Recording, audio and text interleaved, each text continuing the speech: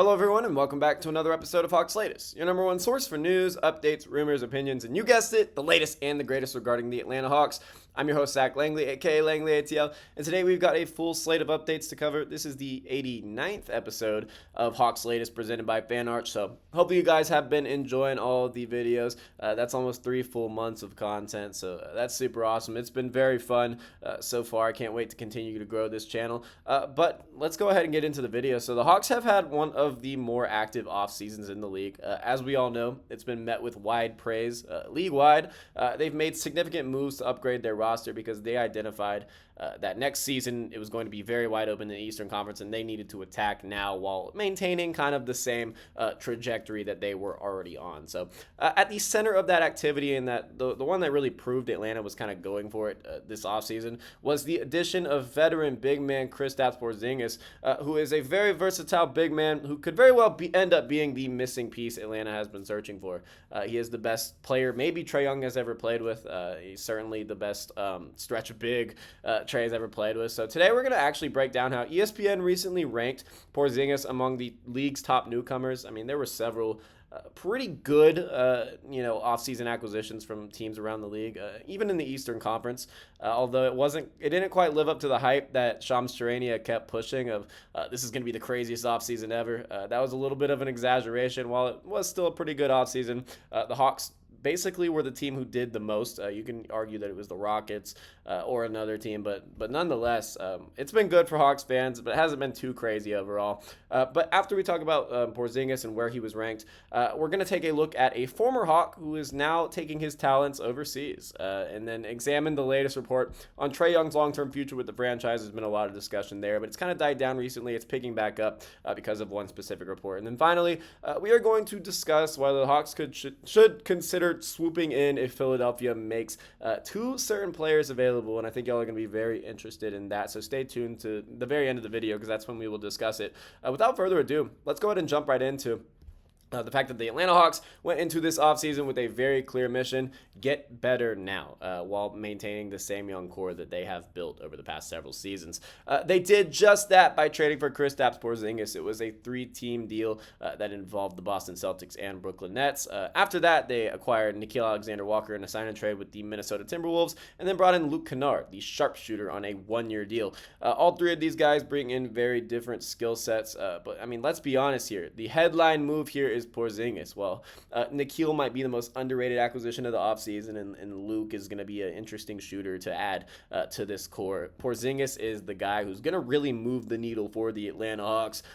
Whether he ends up even starting alongside Trae Young or comes off the bench with Onyeka Okongwu holding down the starting role, while that looks unlikely, and we've covered how I think Onyeka is going to play more minutes nightly than Porzingis, but Porzingis is going to start. Whatever goes on with that, he's going to be a huge player for Atlanta next season. He gives Atlanta something they've never, ever had in the Trae Young era. In all 7 seasons of Trae Young's career, they've never had an elite floor spacing big who doubles as a high-level rim protector. Just a guy who can do it all. I mean, that combination is incredibly rare in today's game, and it's only seen among the top teams in the NBA. The common denominator with the past several NBA champions is that their center has been able to stretch the floor and also be a solid rim protector. Both teams in the NBA Finals this past year had that. I mean, Miles Turner, while he's not a great rebounder, he is a stretch big. He can shoot the 3 very well. On the other side, you had Chet Holmgren, who is also a very good stretch big. So it is something that's very important in winning in the modern NBA. Like I said, it's incredibly rare in today's game, and it's why ESPN's Chris Herring listed Porzingis as one of the top 14 newcomers for the 2024-25 season. 2025-26 season. Sorry, my brain is still programmed for last year, even though we haven't even been covering this channel. I mean, this channel hasn't existed. It didn't exist last year. Sorry, but he placed him 7th overall, behind the likes of Kevin Durant, Desmond Bane, Cam Johnson, head coach Mike Brown, DeAndre Ayton, and Miles Turner. And while that ranking shows Porzingis getting respect, and you can kind of call it that, I'd argue that it's actually selling him short, because I think some of the guys that he's listed under is kind of ridiculous. So, Miles Turner ranked above him in 2025. DeAndre Ayton ranked above Kristaps Porzingis is kind of ridiculous. If we looked at the impact on both ends of the floor, I think Porzingis seriously has the edge here on both of these guys. Also, I mean, I kind of see what they're saying with Cam Johnson being ahead of Porzingis just as a pickup. I mean, going from MPJ to Cam Johnson for the Denver Nuggets is a very underrated move, and I could see that paying off well and them succeeding in the postseason. It's also weird that a head coach pickup is here. While, I mean, Thibodeau's a good coach, and going to Mike Brown is an upgrade, but would you put it over some of these, marquee pickups? I wouldn't. Honestly, right here, I would probably have Porzingis fourth. I would say that the additions of Kevin Durant, Desmond Bane, and maybe Cam Johnson are probably better than the pickup of Porzingis. But him being at seventh behind DeAndre Ayton and Miles Turner is kind of ridiculous. Let's look at the numbers, though. Let's keep it objective and look at the numbers. Last season, Porzingis averaged 19.5 points, 6.8 rebounds, 2.1 assists, and 1.5 blocks per game. He shot an incredible 41% from three, his best career mark, and nearly 48% overall from the field. Among all the players in the NBA, his three-point shooting was ranked 25th, and among seven-footers, it was only Karl-Anthony Towns who shot better. So very elite company once again. Something that KP's been very reliable about in his career is his numbers that he produces nightly. That's not all, though. He's one of only 10 players in NBA history to tally over 900 blocks and 900 three-pointers, and he's just one of 5 active players to hold that distinction. Even more impressively, he has recorded at least 50 triples and 50 blocks in every single one of his 9 NBA seasons. I mean, that is just an otherworldly stretch big, and he's going to open this offense and defense up so much. That type of consistency in both rim protection and floor spacing is invaluable, especially to a young Atlanta Hawks team who's striving to make the leap from pretender into contender. So yes, I mean, Porzingis simply needs to stay healthy, and we're going to talk more about that actually next episode. But if he does, he could elevate the Hawks into a whole new tier of contention in the Eastern Conference, and personally, I would rank him among the top 4 newcomers this season. I think his impact is just undeniable. So next up, let's talk about a former Hawk who once made a bit of NBA history in Atlanta, and it's kind of an under-the-radar guy. Not exactly who you would think when I say NBA history, but I'm talking about Tony Snell. And why we're talking about him is because he recently signed with a team in France. I'm not even going to try to pronounce that name. I would butcher it so hard, and people would be going at me in the comments, so I'm not even going to try. But nonetheless, it's in France's LNB Elite League, helping a team that was just promoted from the second division continue its growth. For most fans, Tony Snell might not be a name that sticks out, but his one season in Atlanta was quietly historic. I guess you can consider him a Hawks legend, if you will. Back in the 2020 to 2021 season, Snell came over in that trade with Detroit, and he proceeded to put up one of the greatest shooting performances ever. He shot an absurd 56.9% from three on 109 attempts. Now, that's obviously not very high volume. He was the definition of a role player in his short season in Atlanta. But that is the single highest percentage ever recorded by any player with at least 100 threes in a season, putting him in some very, very elite company. I mean, that's better than Kyle Korver, Steve Kerr, or any of these other legendary sharpshooters that you may think of. I mean, there are several guys that come to mind. I mean, while his volume was limited, like I said, and he wasn't a star player, he's playing in a very certain role, and obviously wasn't contributing to winning, because that was certainly in a pretty rough time in the era of Trae Young and just Hawks basketball in general. It's something that is super impressive. Unfortunately, though, after that season, that's kind of where Tony Snell's career really kind of ended. The Hawks moved on, and Snell bounced around the league. He went to Portland, New Orleans, and even the G League before ultimately deciding to head overseas. It's probably the right decision, but nonetheless, Tony Snell has his legacy stamped. What an interesting player, man. He also was the one who, while he was on the Bucks, recorded a stat line of 0, 0, 0, 0, and 0, all while playing. I think it was like 19 minutes, or maybe it was more than that. Maybe it was like 28 minutes. I haven't seen that graphic in a while, but it's pretty ridiculous. Now in France, though, I mean, Snell has a real opportunity to just keep his career going. Maybe even bring him back into the NBA if he performs well enough. He provides a valuable shooting punch in the European game. While he may never replicate his historic numbers, his time in Atlanta remains a fascinating footnote in both Hawks history and NBA shooting lore. That is something that now that you probably know, because not a lot of people talk about Tony Snell's era in Atlanta. It's kind of like how Rajon Rondo was with the Hawks for half a season. No one really remembers it at all. But now let's shift gears. Let's go ahead and shift gears to the current face of the Hawks, Trae Young. And why we're talking about Trae Young here is a little bit interesting. So this week, ESPN's Tim McMahon reported that the long-term outlook for Trae Young in Atlanta is murky at best. According to the reporter, even though Young has put up elite offensive production, averaging 25 points and 10 assists over the course of his career, questions do remain about whether his marriage with the Hawks will last. Does this sound familiar to y'all? It sounds familiar to me. It's something that has been, replicated over and over and over again by NBA reporters just looking to produce content. I think this is a report that deserves a little bit of perspective. Young has indeed been the centerpiece of multiple roster retools in Atlanta. And yeah, it's true that his defensive limitations have complicated things a little bit for the front office's team building efforts. But right now, I mean, he still has 2 years left on his deal technically, with the 2026-27 season being a player option. It's not as if he's about to just hit unrestricted free agency tomorrow. This is certainly something that is being dramatized as something that's more than it is. The Hawks just added Kristaps Porzingis, Zachary Ricochet last year. I mean, Nickeil Alexander-Walker and Luke Kennard.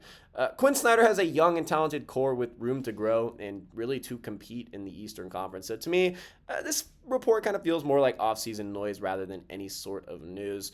Obviously, this is a very important season for Trae and the Hawks. If Atlanta struggles, questions about Young's future will intensify. And then maybe with the, since this roster is the best he's ever had in his entire tenure in Atlanta, if we can't win with this, and then maybe it is valid to be like, okay, maybe the Hawks should move on from Trae. I don't think that would be ridiculous, and maybe it would be best for both parties to move on. But for right now, I think this discourse is a little bit ridiculous, just considering the Hawks front office inability to, really give any sort of effort in terms of building a team around Trae Young before these past 2 seasons, when they really developed an identity of bringing in these lengthy defenders who can also shoot the three, just complimenting him very well. For now, the idea that he's halfway out the door feels a little premature, maybe even manufactured to stir clicks during the quiet part of the NBA calendar. We are out of the quietest part of the NBA offseason, but people are still looking for ways to generate content, and unfortunately, it always comes at the expense of Atlanta's star, whether that's Trae Young or whatever star Atlanta ever has. It's a city of Atlanta thing. So finally, let's close with an interesting development out of Philadelphia, and something that Hawks fans are going to want to pay attention to closely. Hawks aren't directly linked to this right now, but they could be pretty soon. So the 76ers are looking to re-sign their breakout guard Quentin Grimes after he was traded to Philadelphia from the Dallas Mavericks right after the Luka Doncic trade. But to do so, they're going to need to shed salary. Grimes was awesome for them ever since coming over. I mean, he averaged over 20 points. So this is someone they certainly want to bring back. And he's a solid defender and, in a backcourt that consists of small guards like Tyrese Maxey and Jared McCain. I mean, having a guard with some size who can play some defense and shoot the three well and also score at a high clip, that's very valuable. They're going to want to bring him back. But since that has been reported, it's led to other reports that guys like Kelly Oubre Jr. and Andre Drummond will likely be on the trade block because they're going to have to move off of them if they want to sign Quentin Grimes to his dollar that he wants. For Atlanta, both players would make sense as potential trade targets. Oubre would provide some much-needed depth on the wing. Behind Zachary Ricochet, the rotation gets a little thin if we're talking about in terms of just a standard small forward. I mean, guys like Vit Krejci will be kind of the immediate backup to him. I mean, Nickeil Alexander-Walker and Dyson Daniels can stretch their position a little bit and be that backup small forward in spot minutes. But, it's something that Atlanta needs to proceed with caution with. They could log minutes at the three, but none of them offer really, the reliable scoring punch that Oubre potentially would as a backup wing. I kind of like the idea. I've always liked the idea of bringing in an additional wing. I floated around names like Rui Hachimura, just other guys, because there needs to be some reliability in that second unit other than Nickeil Alexander-Walker. Meanwhile, though, Andre Drummond could kind of serve as a stable third big behind Onyeka Okongwu and Kristaps Porzingis, and now we know that N'Faly Dante is technically on that 2-year deal, but with some of his history and also, just considering the fact that he's very inexperienced and also on a non-guaranteed deal, the team may end up preferring to, bring in a proven veteran as insurance. I don't think this is a bad idea at all. Andre Drummond, in a very limited role, can still rebound at an elite level and hold his own defensively. I mean, he's just a big guy in the paint who can catch some lobs, and that's always, a positive thing when you have Trae Young at the helm. So neither player would cost much in a trade, and this is why I'm kind of bringing it up as an actual possibility, because both fill needs, and neither would would take too much to get. The Hawks would have an easy opportunity to match their salary and then maybe even get a pick in return. Maybe I don't think the Sixers have much leverage here, considering that they are desperate to sign Quentin Grimes to that money. If the Sixers really do shop either Kelly Oubre or Andre Drummond, the Hawks should absolutely explore the opportunity. I mean, we don't know exactly what they're going to do yet, but if this becomes a reality, I think the Hawks should absolutely explore. So, to wrap things up, Kristaps Porzingis may have been ranked 7th by ESPN among the newcomers in the NBA this season, but I believe he is primed to be a top 4 impact addition this season. I don't see why he wouldn't be. I mean, Tony Snell is continuing his career overseas after one of the most remarkable shooting seasons in Hawks history that went completely under the radar. Reports about Trae Young's future in Atlanta may be more smoke than fire. For now, we'll see how it plays out over the season. There's no need to panic or anything. This is just an example of a reporter trying to generate clicks. And also, the Hawks could have a very golden opportunity to bolster their depth if Philadelphia decides to part ways with either Kelly Oubre Jr. or Andre Drummond, 2 veterans who could be very helpful additions to the young Atlanta Hawks. So that is going to do it for today's episode of Hawks Latest. If you guys enjoyed this video, please be sure to like, subscribe, and hit that notification bell. We're going to be pumping out videos every single day, keeping you guys informed on the latest and the greatest regarding the Atlanta Hawks. Let me know in the comments, where would you rank Kristaps Porzingis among the year's top newcomers? And would you like to see the Hawks make a move for Kelly Oubre or Andre Drummond if it just cost a pick? Or maybe, just additional salary and a pick? Or even just additional salary and just a straight-up trade for Oubre or Drummond, considering the Sixers have no leverage here. Until next time, thank you guys for watching. I'm Zach Langley, a.k.a. Langley ATL, and I'll see you guys next time.